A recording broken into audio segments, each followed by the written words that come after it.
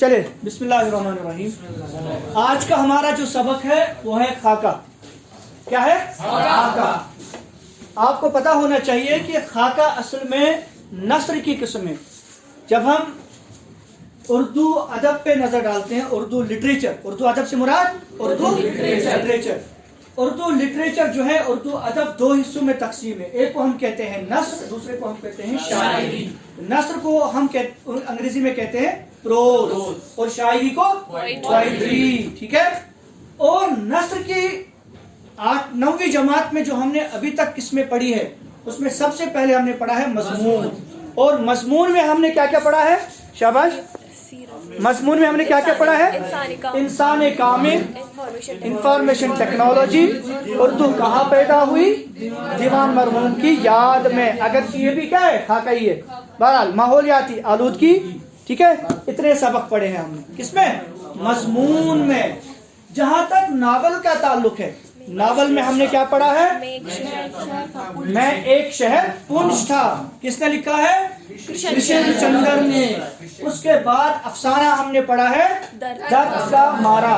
तो किसने लिखा है? पुष्कर नाथ ने। उसके बाद ड्रामा जो हमने पढ़ा है लॉटरी का टिकट। किसने लिखा है? शौकत थानवी ने। उसके बाद अब हमारा अगला सबक जो है वो है खाका, जो कि क्या है? जो कि नस्र की एक किस्म है, लेकिन ये बाज़ाब्ता एक सिर्फ एक किस्म है खाका। इससे पहले कि मैं खाका के आपके सामने ये करूं, इससे पहले मैं आपको बताऊं कि असल में उर्दू में एक और किस्म आती है जिसको कहते हैं अफसानवी अदब और गैर अफसानवी अदब। आपको याद हो कि ना हो, मैंने बताया था एक बार। अदब की एक तरह से दो किस्में निकलती है। क्या निकलती है? अदब की दो किस्में निकलती है। एक को हम कहते हैं अफसानवी अदब